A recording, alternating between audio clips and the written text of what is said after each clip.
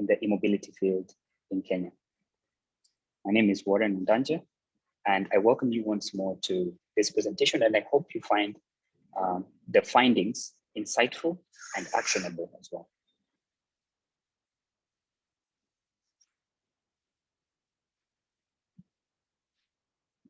Please proceed.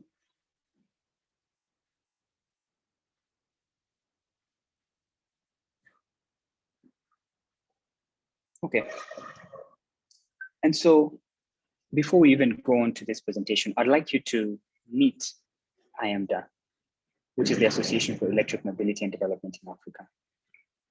Just to give you a brief introduction, AEMDA is an industry-focused association that aims to bring together players in the e-mobility sector in Kenya and in the wider East Africa region. We are a member-based organization, and we'll be opening our membership at some point this year.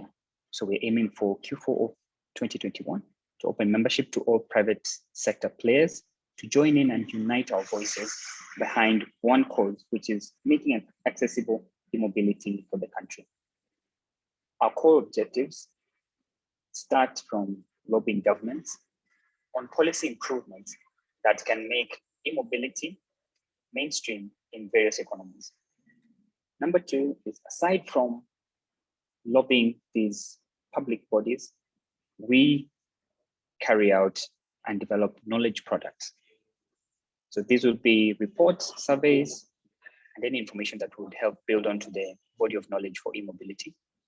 Aside from that, we also organize networking opportunities so that e-mobility companies and various stakeholders can get to meet and collaborate and understand where everyone is, as well as the challenges that they're facing.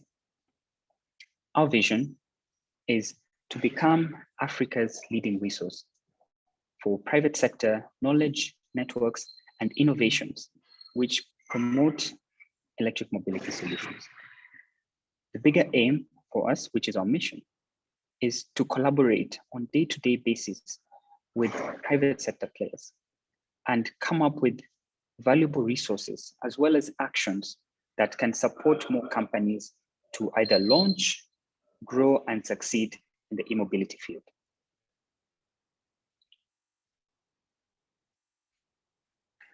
And so what would be our most immediate actions? We are in our early stages and are hoping to grow this association at the fastest rate possible. Immediately, the association started, we delved into identifying and documenting these barriers that various e-mobility companies in different economies are facing. We've started off with Kenya, and we're hoping to carry out and build on new knowledge products across different African economies. Number two is, after identification of these areas of potential impact, the association is geared towards engaging and lobbying government bodies and private sector players to implement progressive policy measures that can boost the presence of electric mobility in the region, not only in Kenya, but we would like this to overflow into other neighboring countries. And finally, being an association and being member-based, we are empowered by the people who are with us, and that is our membership. And so part of our immediate actions will be to open membership to corporate players in East Africa to join the association, whether in Kenya, Uganda, Rwanda.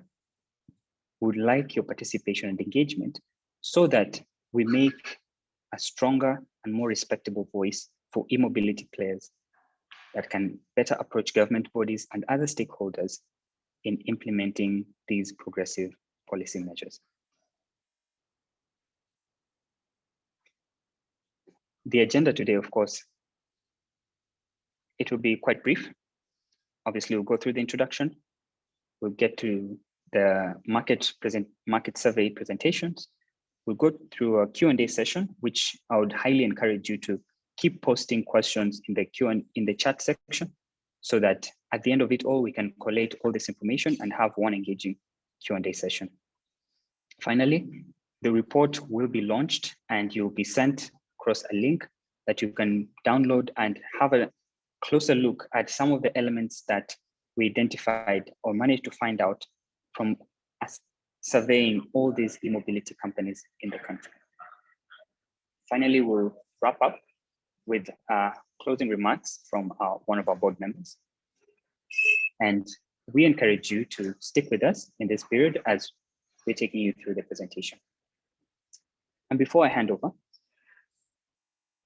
today in Kenya, there are about 18 e-mobility companies, a quarter of which have only come up in the last 12 months.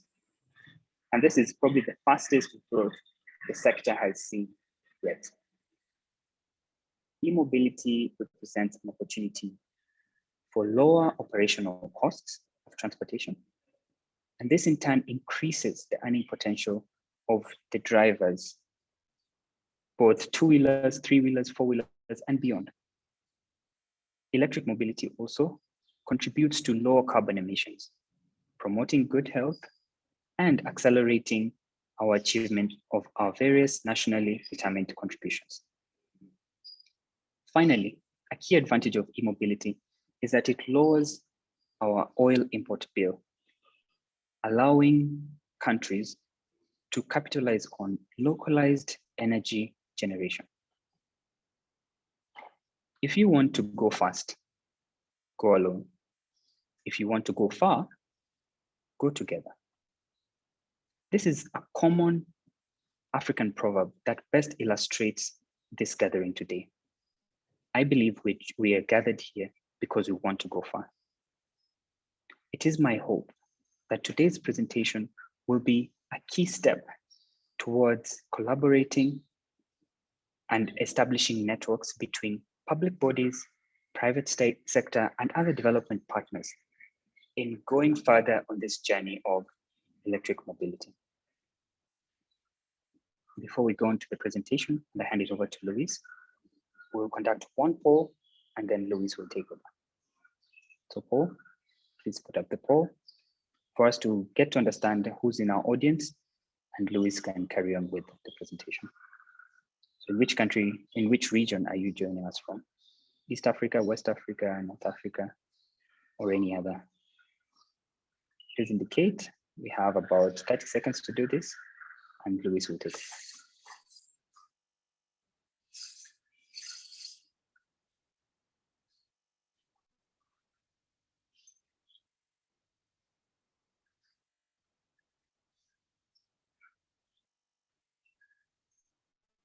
Okay.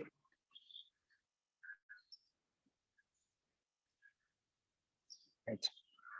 Cool. I think you can close the poll. All right. We have a huge representation from East Africa, 77%. North Africa with 7%.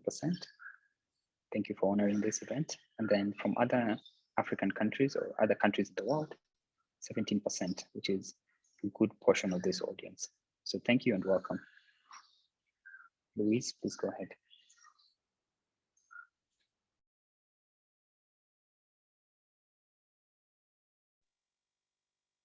Okay, thank you so much, Warren, for that introduction, and welcome to this presentation. Sorry about that.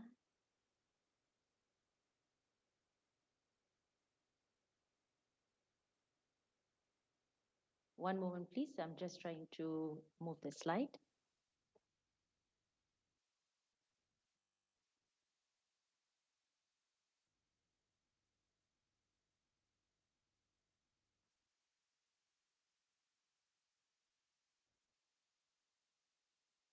All right, sorry about that.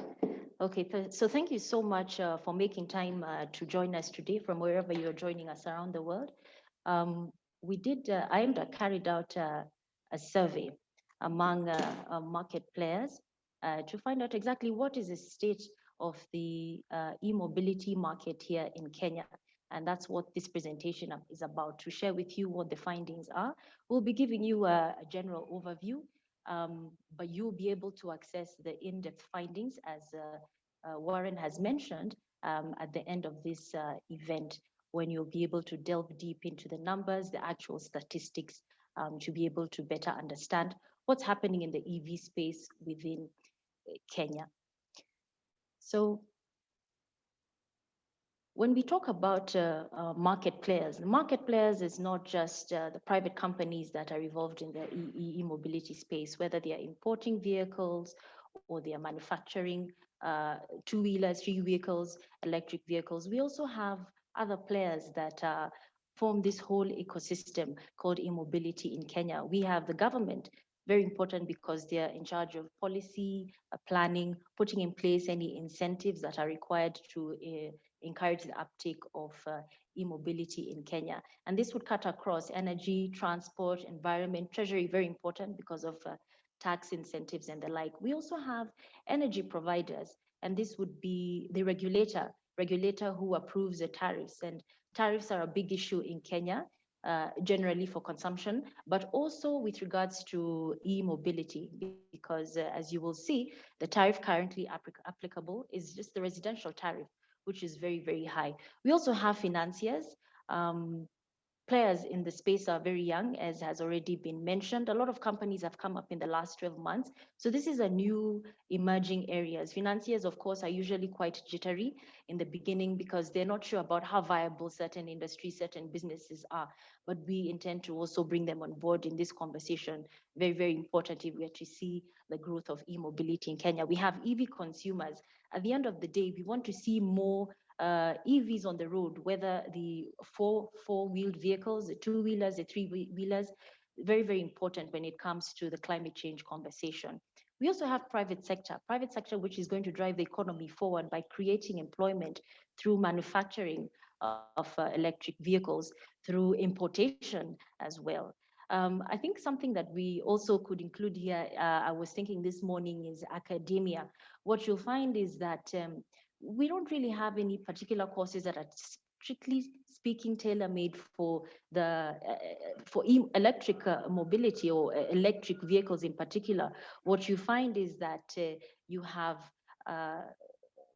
professionals or experts from the electrical field and the automotive field, and they transfer those skills now to merge them into this electric mobility space. So I think that academia is also, training institutions are also very, very important as part of the whole ecosystem that is electric mobility. So we're here to discuss the findings of an industry survey that was done. As has been mentioned, we have about 18 players right now in the e-mobility space, that is importers, local assemblers, manufacturers, importers. And this survey, we did send out to the survey questions to all these mobility companies, and we received responses from 14 of them. So the information that we're going to share is actually quite representative of what the feeling in there out there is with regard to electric mobility. The survey questions that we issued covered 6 main thematic areas. That is, what is their view on the policy environment in Kenya with regard to electric mobility? What is their knowledge on standards? What do they think about consumer awareness? And what has been the experience in importation? What's the view on standardization? And stakeholder engagement is, of course, really, really, really important if we are to get this conversation going and actually see a greater uptake of electric vehicles in Kenya. So these are our main 6 focus areas of the survey, and you'll be able to delve much, much deeper in the report, which will be accessible at the end of this event. But we'll give you a general overview. So we can just start with policy. And our questions with regard to policy touched on finding out what is the knowledge among market players of the policies out there touching on electric mobility, and what steps has the government taken to achieve that should be 5% electric vehicle stock on Kenyan roads? What is their knowledge among market players on that? What incentives are there to their knowledge the government has put out with regard to increasing the uptake of electric vehicles. So the current landscape in regard to policy that we do not have in Kenya one particular policy that touches on electric mobility. What we have is scattered across different policy documents,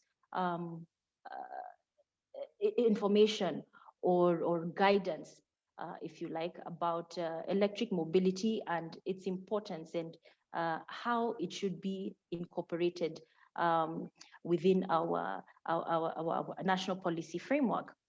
So firstly, we have the National Energy Efficiency and Conservation Strategy of 2020, which indicates that the target is to have 5% of vehicles on Kenyan roads be electric by the year 2025. Now, that's quite a tall order.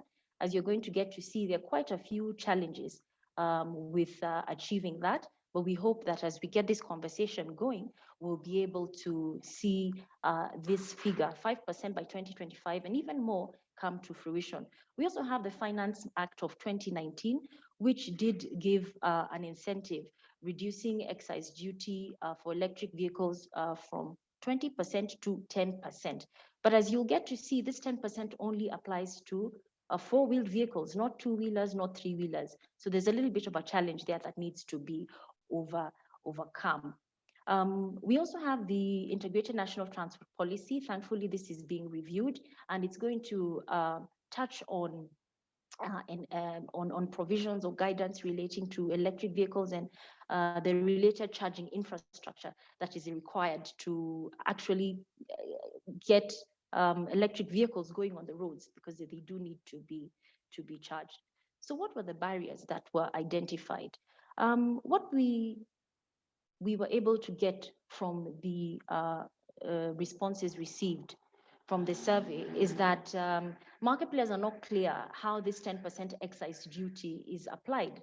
As I've mentioned, it's applied only to four-wheeled vehicles, but it wasn't clear among players if it applies to two-wheelers, to three-wheelers, if it applies also to parts that are imported to manufacture or as inputs into these electric vehicles.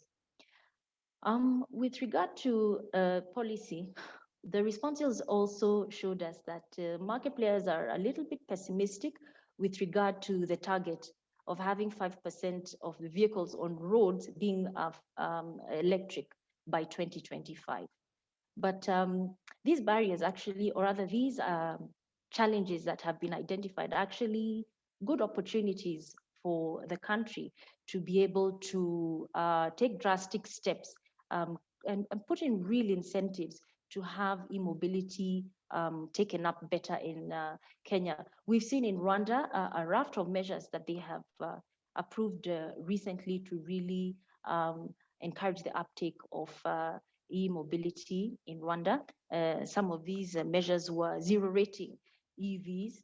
The government also said that it would give priority to electric vehicles for its government vehicle fleet. So you can imagine that's quite an incentive for importers or for manufacturers in the country. So those are the kind of things that we would like to see here in Kenya, and perhaps even more than that.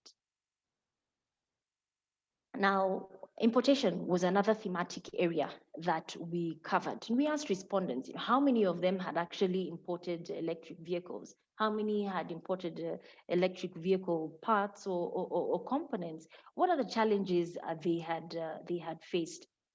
And what we found is that they faced quite some significant challenges. As I mentioned earlier, not many of them know actually where this 10% excise duty, exemption on excise duty applies. They're not sure if it's to two-wheelers, to three-wheelers, if it's to four-wheelers, it's to component parts. So there's been a challenge there.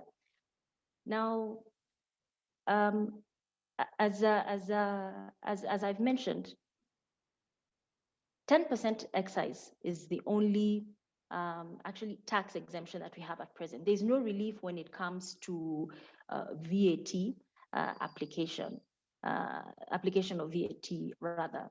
So that's quite a challenge for importers. Now, here we have just a one chart representation that shows us predominantly market players are importing either parts or complete vehicles. That's about 79%. And they're facing quite a number of challenges. If I can, sorry. What we have here is just in summary, a representation of the process that is followed when importing and clearing a vehicle. And this you'll be able to interrogate a little more. I think it could be in the report, but if it's not, then we'll share it with you. But you can see the number of players that we have there. If we look at government, we have Kenya Bureau of Standards, we have KRA, we have National Transport and Safety Authority. And what we found is that there's been quite a bottleneck when it comes to the involvement of KRA, because there's a lack of understanding. There are really no guidelines as to how they should apply the taxation. So we would want to see a clear guideline that is issued to KRA to enable them be able to apply this tax correctly, 10% excise, and hopefully other taxes that we hope we will see exemptions on, your VAT and the like. So the challenge that has been faced by importers is that due to the lack of understanding by KRA, you find that there's a delay, a significant delay in the clearing process. This is actually quite frustrating. Again, when it comes to the value of the electric vehicle, how is that vehicle valued in order then to determine the taxes applicable? You'll find that's what they call the current retail selling price. You'll find that the manner in which it's being computed for electric vehicles is actually not being done appropriately, with the result that the electric vehicle ends up having a much higher value than it ought to, and consequently also the taxes become much higher. So that's quite a deterrent for anybody who might be wanting to import an electric vehicle. Now, when we look at the other arm where NTSA is involved, registering vehicles in the TIMS system, that's a TIMS system, you find that the TIMS system is not actually well configured to capture electric vehicles. It's still capturing capacity as CC. It doesn't have a provision for rating kilowatts as it is required for electric vehicles. So that's actually quite a challenge, and it also contributes to the delay and the backlog in the importation process. So, as I said, barriers and challenges identified are also opportunities for AEMDA and for market players to engage with government to see how best to develop incentives to encourage the uptake of electric vehicles, the importation, make it easier to import these electric vehicles and enable us reach our projected target of 5% vehicles being EV on Kenyan roads. And some of the opportunities or some of the proposals we would think of is to have the 10% excise duty apply across the board, four-wheelers to two-wheelers and to three-wheelers. And possibly that could also extend to parts, component parts of these vehicles.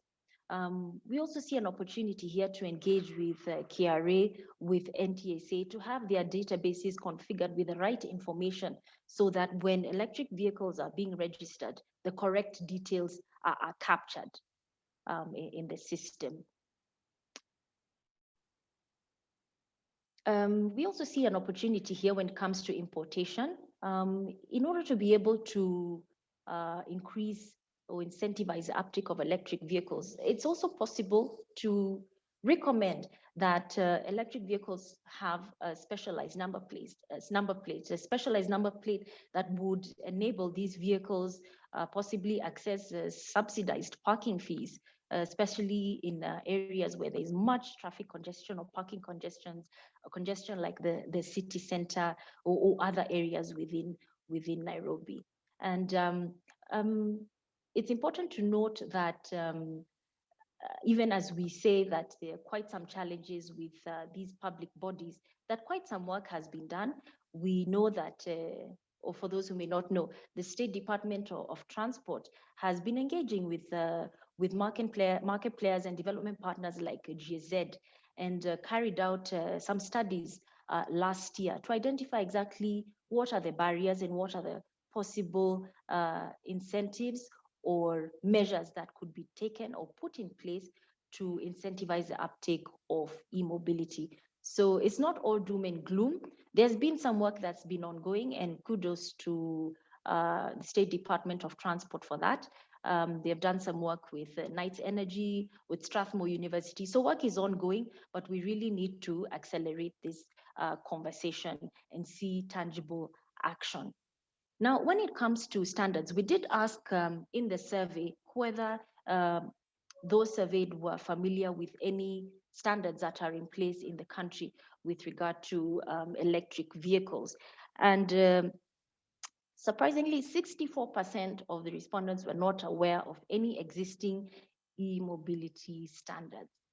And that's quite worrisome, but maybe not too unusual, given that a lot of these players have just come into this space within the last 12 to 18 months. So the current state is that there are actually some EV standards, 21 of them in particular, that were adopted by the Kenya Bureau of Standards. That was in late December 2019.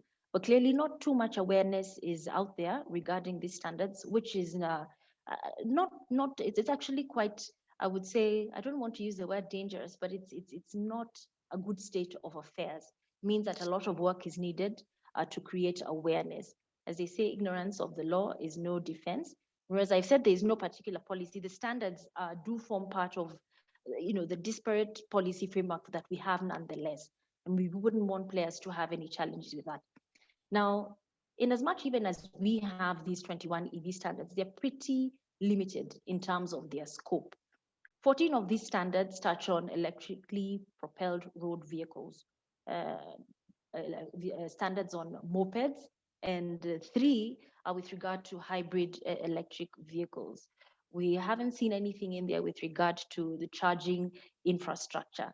And that's fast coming up. Even as players bring in their vehicles or manufacture them, they are also putting up the corresponding charging infrastructure. So we really need to have these standards relooked at, and have standards that are actually reflective of the local situation. What you find with regard to these standards is that most of them would touch on vehicles, electric vehicles that are imported from the UK, from Japan. But what about those that are being manufactured locally or assembled locally? What about those? We need standards that also cover these that cover these locally manufactured vehicles or products as well.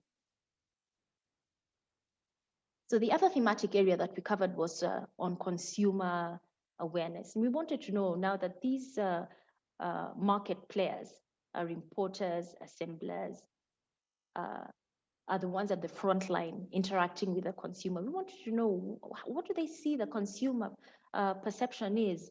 Is a consumer actually, potential consumers, are they aware about electric vehicles? What do they know as an electric vehicle? Is it fully electric? Is it a hybrid electric? Is it a plug-in hybrid? So market findings show us that as responded to by those by market players was that consumer awareness with regard to EVs is medium at best, not very high awareness, just medium. And there appears to be quite some skepticism with regard to electric vehicles. We did see recently, a couple of months ago, the excitement that there was on Kenyan roads when there was a Tesla on the road. I don't know if many of you can remember that. And there was, a lot of memes that I did see running around, particularly about, will this vehicle find some place to charge? So consumer perception out there is that, number one, the cost of these vehicles is very, very high. It's out of, out of really their means at the moment. The perception out there as well among consumers is that the range of electric vehicles is very, very limited. you'll do possibly your 100, 150 kilometers, get to Naivasha, get to Nakuru. I want to go to Migori. I want to get to the border with Uganda. But if I get there, will I be able to find some place to charge? So there's anxiety insofar as the range of these electric vehicles and the availability of the required charging infrastructure or battery swapping, even infrastructure, to enable these electric vehicles run. There's also concern about the reliability of the electricity grid. We do know that there are some challenges with electricity in this country, particularly towards the western part of Kenya, where there's frequent load shedding. So there's also that challenge. So I get the electric vehicle, but will I be able to charge it when I want to charge it because the electricity is available? So these are real concerns that have been voiced by consumers as shared with us by the market players who responded to this survey. So with challenges come opportunities. What we need to do is now create more awareness about the different kinds of electric vehicles through events, working with government, other market players, development partners, bring financiers on board. As I said earlier, we also need to bring academia on board so that we make sure that we are churning out graduates, trainees who actually have skills that are relevant to the market, particularly the e-mobility space. Now, the other thematic area that we covered was with regard to stakeholder engagement. Which stakeholders in particular would they want to see engaged to be able to increase the uptake of e-mobility in Kenya, to make it easier to import their vehicles, right? And the stakeholders here we've mentioned very broad: the government, development partners, private sector, consumers, financiers, energy providers. And sorry about that. I want to take you to, sorry about that. Sorry about that. Yeah. So what we did find, and you'll see the reports in the detailed findings in the survey, is that stakeholders would wish to engage with organizations such as the Kenya Association of Manufacturers, KEPSA, very, very important players in the private sector. They would also want to engage with public bodies, the Ministry of Transport, the Ministry of Energy, and the parastatals thereunder. That would be Kenya Power, very important to ensure reliable supply of electricity. Also with EPRA as a regulator which approves the tariffs, to engage and see how can we have a suitable tariff applied to encourage the uptake of e-mobility. We've seen in Rwanda that electric vehicles will have the industry tariff, electricity tariff applied. That's quite a significant reduction in cost, because the residential tariff, as you know, for electricity is very, very, very high. So the feedback received from the respondents is that there appears to be a sort of a silo approach with regard to e-mobility, and it's important to bring all these stakeholders to the table through different fora such as this, which is a starting point, but even others that we intend to have after this, in order to be able to engage fruitfully and create market conditions that encourage the uptake of e-mobility. The other thematic area that we did ask questions about was with regard to standardization. And standardization is important because it does enable the increased uptake of e-mobility within different regions of the country, because we have players predominantly located in Nairobi, be it those that are putting up charging stations, but we also have those that are operating outside Nairobi, in the western part of Kenya in particular, and some also trying in the central part of Kenya. So it would be important to know, if I want to charge my vehicle, it would be important for me to know that I can drive in Nairobi, charge at this station, go to Kisumu, charge at another station that's owned by another company, also do the same in central Kenya. So standardization is very important from the standpoint of safety, also increasing market uptake of electric vehicles in this country. Standardization also was indicated as important with regard to looking at the building code, for instance, because we could have the building code, the national building code, put in a particular requirement or guidance with regard to the kind of charging infrastructure generally that could be put in, which will allow for interoperability among the different users. So currently the market is very, very young. So the conversation on standardization might be a little bit early at this, might be a little bit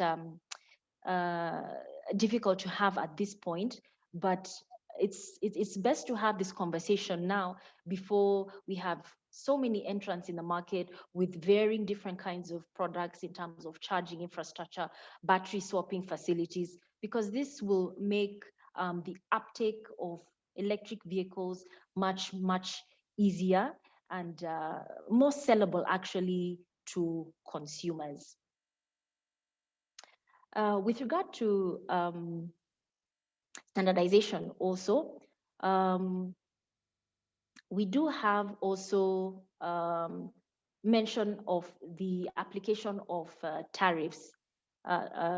And this was with regard, again, as I said, to the 10% excise duty. It would be important also to have that standardized, that the 10% duty, excise duty exemption, it applies across the board to four-wheelers, two-wheelers, three-wheelers. And also if other incentives are put in place, for instance, on VAT, on import duty, it will be important to have all of these standardized.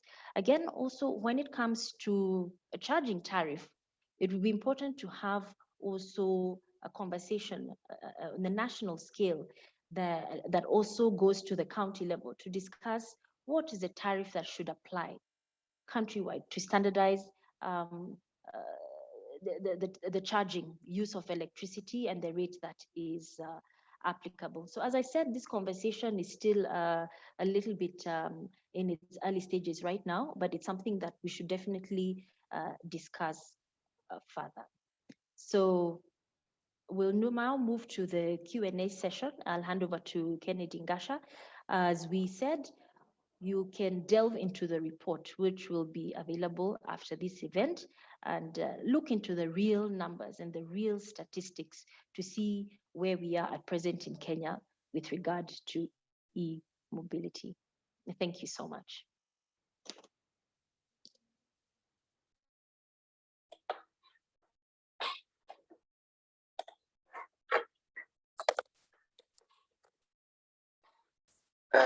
Thank you, Louis, so much for the presentation, and thank you, Warren, for welcoming everybody to the session. As mentioned, I am Kennedy Ngasha. I represent the team that prepared the slides and did the study for AEMDA. And I'll be taking you through the Q&A session, primarily just looking at your questions from the chat box. I encourage you to send more questions in the chat box. And I will introduce a team that will answer these questions. The first person to introduce is Engineer Simon Gure. Engineer Simon Gure is the current board chairman for the association. He will be part of the team answering the questions. I'll also hand over some of the questions to Lawrence Frisco. He's the co-founder and the CEO of Asobo. And he leads a team of pioneer investors who have been in the off-grid sector for a while in the country. And also, they are also a market player offering e-mobility solutions on water for emerging markets. I'll also hand over some of the questions to the team that has just presented, to Louis, to Warren, and some other team members that will also join us in the next session. So I'll just start the first question. I'll hand it over to Simon. There was a question that asked, has AEMDA approached NTSA or KRA in order to address the challenges? For instance, the challenges are how the CRSP is operated by KRA, or how the teams can be improved by NTSA to capture the details for electric vehicles. So, Simon.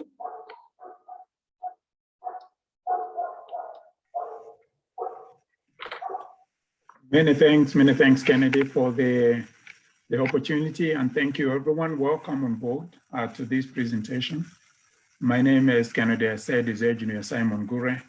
Honored to be part of this great move that's happening right now. I want to thank the person who's asked the question.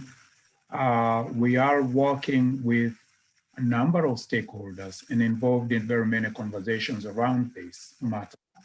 But the center where this is actually all going to come from is the Ministry of Transport. That is where the policies actually get crafted and then they get presented. By the time they find their way into the finance bill and also into the law, there will be need to hold those conversations at that level very robustly. But as we all do know, that such conversations are normally sponsored by the market. And that is the reason why AEMDA is critical in synergizing these conversations, bringing the solutions and the proposed solutions to the table so that they can be adopted in the law. We are thankful that we're joining a group of people, bringing together a group of institutions and companies and organizations that have been laboring in this same area for the last 5 years, very actively in the last 5 years. And I'm honored to be part of this team. So yes, this is a watch this space, kind of a status, but it's coming up pretty soon because the conversations are advancing and very quickly. Thank you, Kennedy. Thank you, Simon, for the candid answer. Maybe Warren could briefly answer the question that says, is the 10% tax exemption for battery electric vehicles, or does it apply also to hybrids?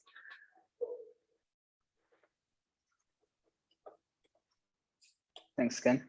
To respond to that, the 10% excess duty, the low excess duty, applies to 100% battery electrics. These will be four-wheelers. So it does not apply to three-wheelers, nor does it apply to two-wheelers. At the same time, it is excise duty and not import duty. Excise duty will normally be charged on high-end luxury goods, whereas import duty will mostly touch on all the products. So in this case, it's clear to get it that it's only taxed on, the tax bracket is only excise duty, and it applies to four-wheeled 100% battery electric vehicles. Thank you, Warren. And maybe you can just hold on the line and answer the next question. And as you do, guys, in the presentation, please keep sending in your questions. We have 15 minutes to answer as many questions as we can and make this session as interactive as possible. There was a question that asked, did the study sample people who have already imported EVs into Kenya, for instance, the famous Tesla, and also did we also interview companies like Nopia who are already running EV taxis in the country? Yes, indeed, Ken. We have surveyed 14 e-mobility companies out of a possible 18 to 20 companies. And it includes, as you saw in the presentation, 79% of the respondents have already imported electric vehicles. This covers some of the larger fleet operators, as well as those importers of one or two, maybe motorcycles, three-wheelers, or vehicles. I must acknowledge that we have not managed to interview or to get a survey response from Nopia, probably because of the time constraints that we had put across for all the companies to respond to the questions. And even though we had reached out, I'm not sure we got a response back from them. but we have covered a pretty significant representation of the e-mobility market. Thank you, Warren. Lawrence, I have a question for you. This regards charging infrastructure, and seeing that you've already been providing e-mobility solutions, I think it's best to answer the question that asks, what is the conversation around battery standards and uniformity to enable easier charging and swapping? Yeah, thank you very much. Hello, everyone. I'm Lawrence, CEO of Asobo. As a company, we don't necessarily set up battery swapping stations. So my experience and knowledge about that is that issue is quite limited. But what I do know from conversations with, let's say, the supporting players in this sector, NGOs, funders, is that there is a big interest to converge, to find a standard collectively. And I think to answer the question, how far are those conversations, how far are they going? I think they're still in early stages, just like the whole sector. But I think that's exactly why it's great that we're getting together now as a significant number of e-mobility companies in Kenya, but also in the region, in the East African community, basically, because we can now still address these kind of common challenges or shared challenges, but also we can now still invest in a common standard, for example, where that's relevant and where it's useful for all of us. So I know I'm not answering the question very straight, but I would say, as far as I know, there haven't really been standards developed so far. I think the conversations are still early days, but it's definitely time that, as e-mobility companies, first of all, I think we start to talk to each other to find common ground on these kind of topics. All right, thank you, Lawrence. I would like to link that question maybe with a question that Ampersand have asked, and maybe Simon can help us here, as the guy who has links with the government. Ampersand are concerned, or they're asking how much they're concerned should the government force them to use their batteries to work with other vehicles, or for other companies to be able to charge our batteries? Again, extending that conversation on standardization.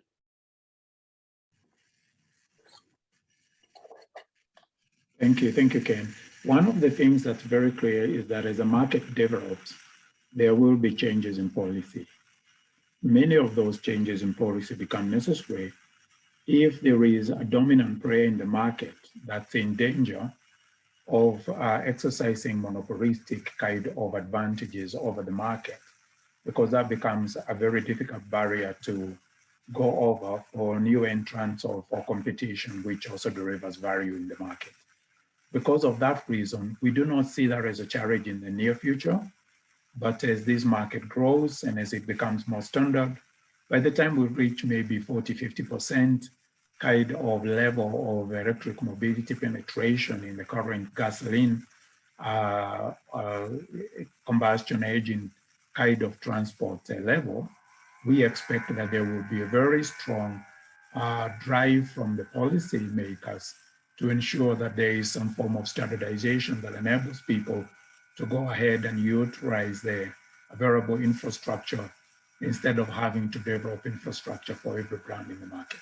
So that's possibly coming. I'm not very sure whether that won't even begin to happen from the manufacturing side, as they try to also ensure that there is a low barrier in terms of adopting to electric mobility solutions, but it will come at some point. Thank you, Ken. Thank you, Ampersand. I hope that somewhat answers part of your questions. Now, Louis, I'll hand over this question to you. You had mentioned in the stakeholders slide there are different players in the market, and someone is curious, the media, who are a really key player as a stakeholder, do we have any plans to bring them on board?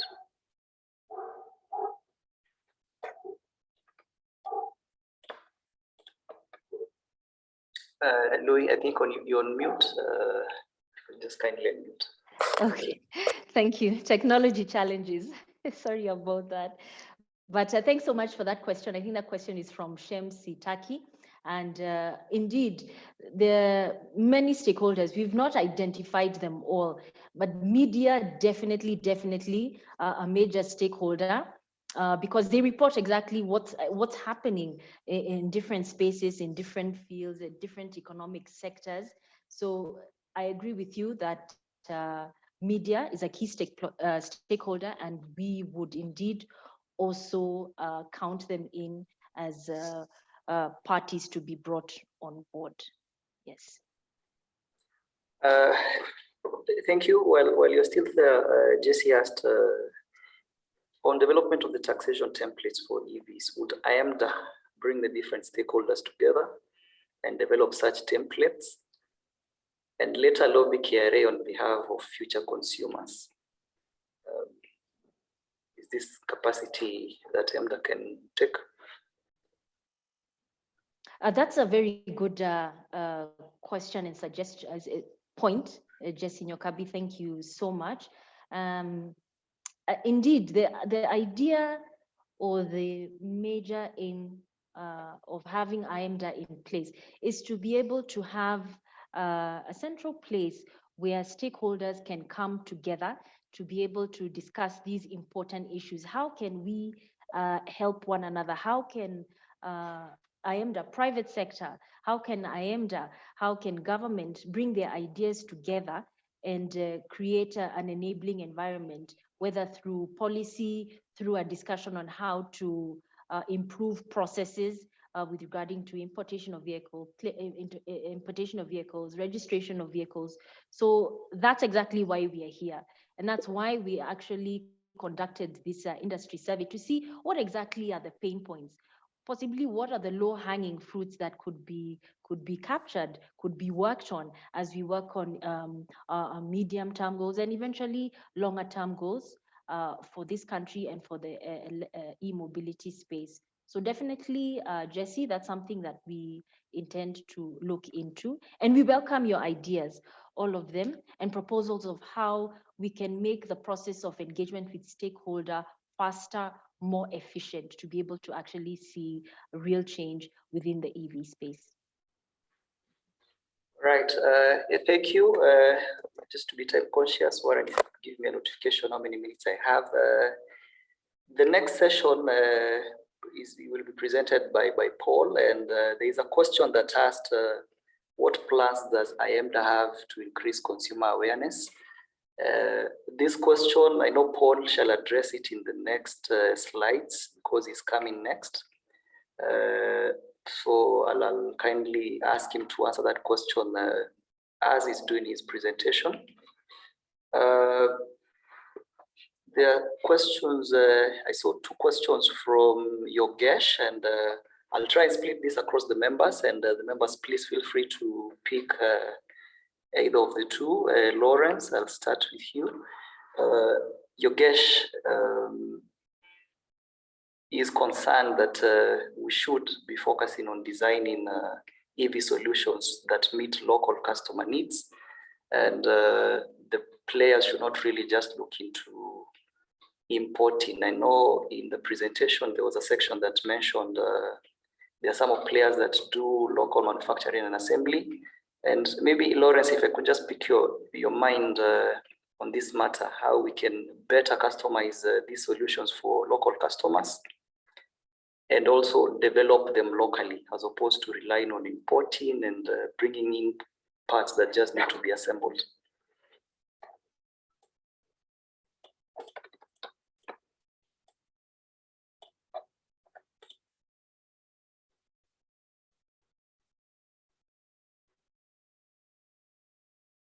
Hello, Lawrence.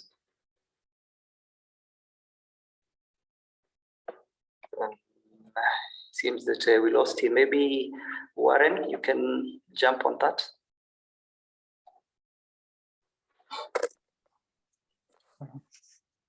Could you just repeat that comment once more? The concern, there's a question from Yesh who really asks if we can have locally these solutions that are customized to meet the users, the needs of local consumers in such a way that we're not really relying on importing or just bringing in parts and then assembling them. What would be your view on that? Yeah, I think that's an important point, because definitely it's in the best interest of the country to promote its manufacturing sector. As you've seen on the Big Four agenda, one of the important pillars is manufacturing. And so there has to be an element of localization. But even before we get to that point, we also need to understand what technologies are there, because development cycles are not overnight. In the introduction of new vehicles, even for when the motorbikes were first being brought into the country, there wasn't immediate local manufacturing. Only until brands had already been established, that's when regulations around localization and obtaining an assembler's license, they were brought in. And as a result, tax regimes also changed, because today, a licensed assembler will enjoy 10% import duty, whereas an unlicensed assembler will not enjoy this incentive and pay full 25% duty. And so I believe that in our transition to locally manufacturing, it's important that we take advantage of the existing infrastructure. Because today, if, for instance, you become a licensed motorcycle assembler or a licensed motor vehicle assembler, there are incentives from government that you can automatically enjoy. And given that we're introducing newer and more innovative and even more affordable solutions for the market through e-mobility, there is now pressure and opportunity in accessing even more incentives when we are not only licensed assemblers, but we're also assemblers of electric vehicles. And this is where I think the conversation should now be heading in our engagements with either the Bureau of Standards to ensure that we have the correct standards and we are adhering to them, not only for import, but also for local manufacture. And I think one of the comments from Robert had indicated to the same. So these are potentially key areas or low-hanging fruits that, as an association, we are keen to start our engagement. So updating the register of electric vehicles from the point of import, that is one of the accessible points that AEMDA can initiate these conversations and get in touch with the important stakeholders to make sure that we at least, even if we are importing at high duty in the short term, we have a proper register that recognizes these vehicles and can apportion the required excess duty, lower excess duty. And even for those who want to pursue assembler's license, it's important that market players understand what's the process and how can they tap into these opportunities. I'd seen a comment from Emil as well regarding the excess duty and import duty. Just to clarify, import duty, as you've indicated, attracts a higher percentage at 25%, whereas excess duty is at a capped value of around 11,000 shillings.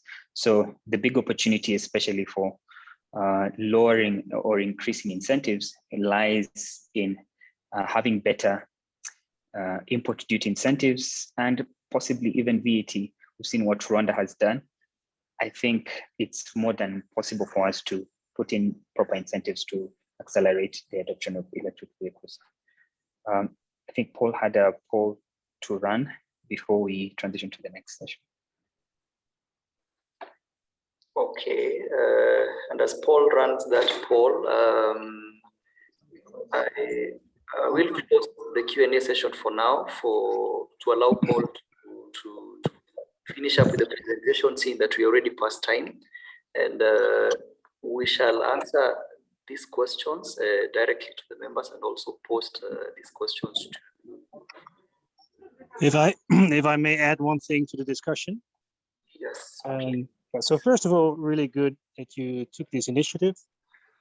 My name is Roland Vos from Power Hive, and I've been actually in the same situation in 2008 in Europe, which is basically the fuzzy front end of EV implementation. So there's lots of variable new companies popping up. And basically what we did at that time was set up an association of companies in the electric vehicle space, which is called DOET, Dutch Organization Electric Transport. And I do think we need a structured framework to keep on doing this. This is not like a one-off job. This will be a continuous relationship building and transformation process with the government, which is very, very time consuming and annoying to do for individual companies. It really needs to be done on an association level.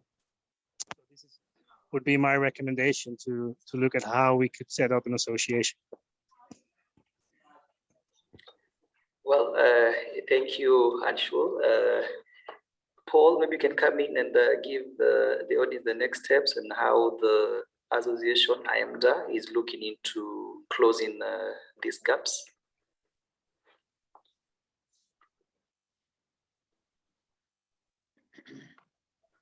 Thanks a lot, Ken. Indeed, this has been a great conversation. And just before I jump into that, as you can see, based on the poll, on the key thematic area that people find to be of highest priority, definitely policy quite stands out.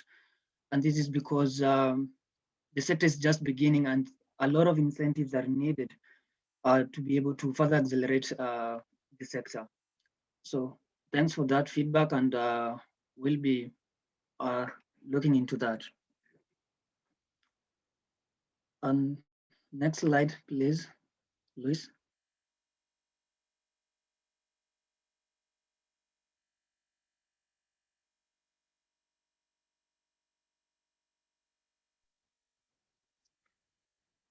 Sorry, Paul, my screen appears to be frozen. I'm so sorry. I think, yes, there we are. The next slide again. The next slide. Okay, thank you. And just to reiterate what Ann Patel has just said, there's really need for having an association that will be able to take upon this task, because one company can't do it alone. There's a lot of back and forth conversation that need to be done, with development partners, private sector talking to each other, private sector speaking with other, with public bodies, and that will be a lot of work for one company to do by themselves. And that's why we developed this association called the Association for Electric Mobility and Development in Africa. And some of the things that we have started was, first, we wanted to understand what's the current market, what are the existing barriers that are there, so that we can know where do we start and what do we start addressing right now. And also looking at those 6 thematic areas, we cannot start on all of them.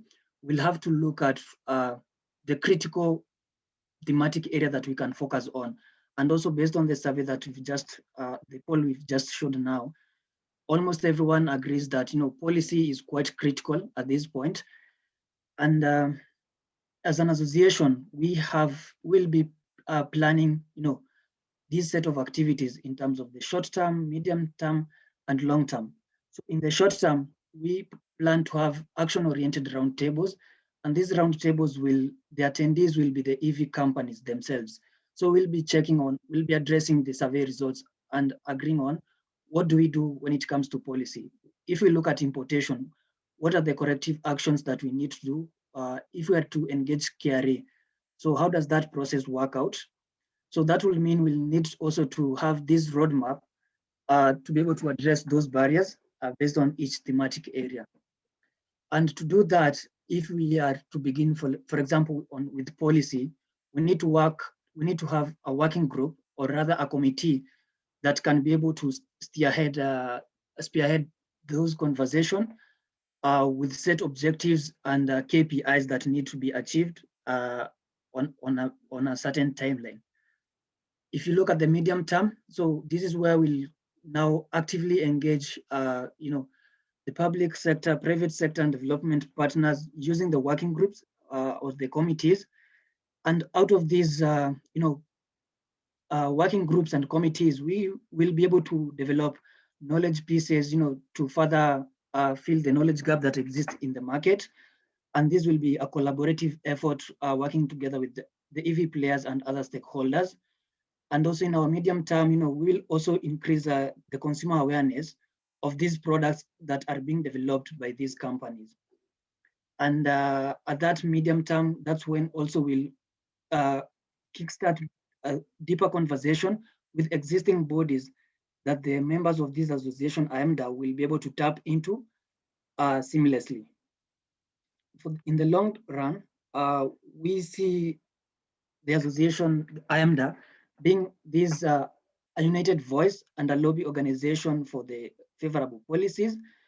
And that will mean, we'll be able to facilitate pilot programs to introduce new technology, capacity building, especially for, training new skill force, and also availing access to finance. As you've seen, more than 33% of the EV companies that we surveyed, they rely on their own finances, and close to that 4% is on grant.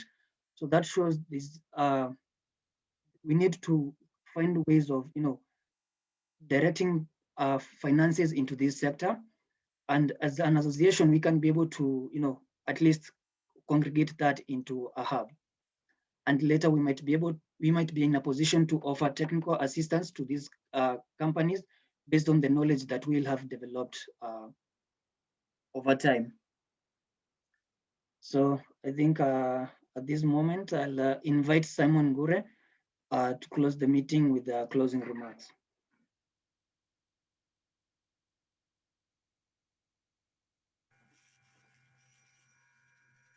Many thanks, Paul.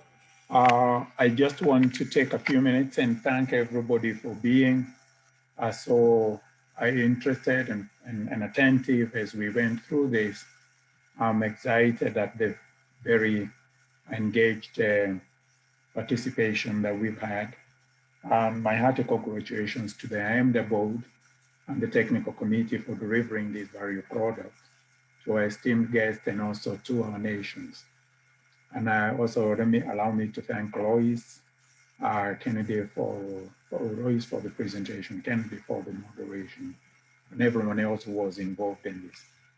Now allow me to also acknowledge that the main companies that participated in the survey have really taken upon themselves a very daunting task, but they are very passionate and courageous about this.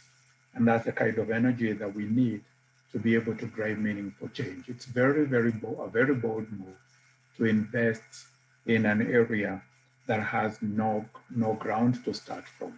And we really applaud you, and we are seeking your future participation in what we will need to do in the days to come. And notable is that AEMDA has been on the ground sponsoring and hosting conversations, even as we wait for the registration of the association to be completed. Immediately it is, we shall open our doors to membership, mostly corporate, but at the same time, we will allow all the people that are interested and that are necessary for this market to mature to come on board. And that includes the academia, that includes policymakers, and all the people that will be necessary to be able to take this forward at a quick pace. We all do understand, and Anshu has already mentioned this, that if you give this task to a single organization, it will wear them out. What's required is that our combined energy will be directed towards dealing with the most important barriers. Today, I think one of those in Kenya is in the policy and stakeholder engagement level, even as also is coming up a very great need for awareness and also bringing people together. So I think the association has come at the right time. And we're looking forward to engaging with not only those who are on board here today, but also others to ensure that we can be able to do this with least effort. We do know that the world is currently in multiple crises. Although on the horizon, it looks like the current pandemic is an urgent matter, it looks like also the most important crisis that the world will face and is facing right now is in the front of climate change. This is an area that has recently brought some alarming news that even the magnetic field of the world could be of the earth could be shifting, that the recent increase in sea levels could see whole ecosystems damaged. The current levels of carbon emissions cannot be sustained.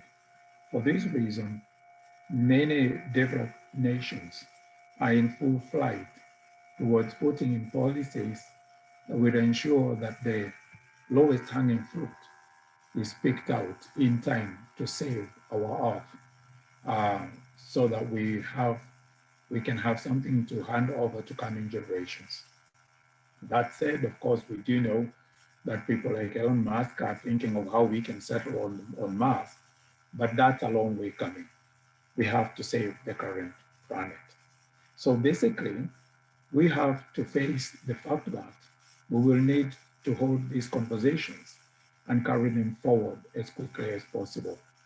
At the level of the universities, the academia, and technology providers, we are seeing a dawn of disruptive technologies being developed. One of those is in the area of batteries. This, I believe, is going to become a very important front even as we talk about electric mobility. The reason being that the farther that an electric vehicle can move, the simpler or the cheaper the infrastructure required would be. Now that, of course, is coming at a time when most African nations are in the nascent stage of the market development. I expect, therefore, that in the coming days, these conversations will become more fruitful and more important. I want to ask of you, therefore, to make AEMDA's work easier by sending to us, and I am sure the Secretariat will share and have already shared the contacts, to make it easier for us to deliver these solutions. Please channel the most important information you think is necessary for moving forward, together with suggestions, to the AEMDA Secretariat. We will at the board level reveal this and host the conversations that are necessary to adopt these conversations.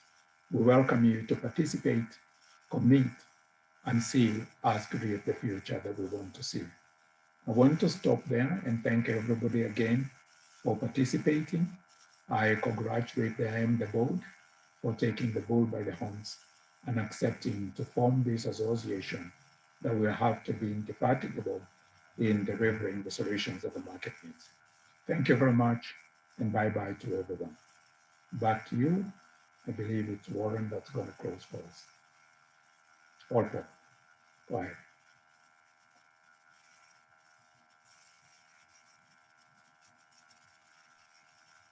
Thank you all for indulging us in this event.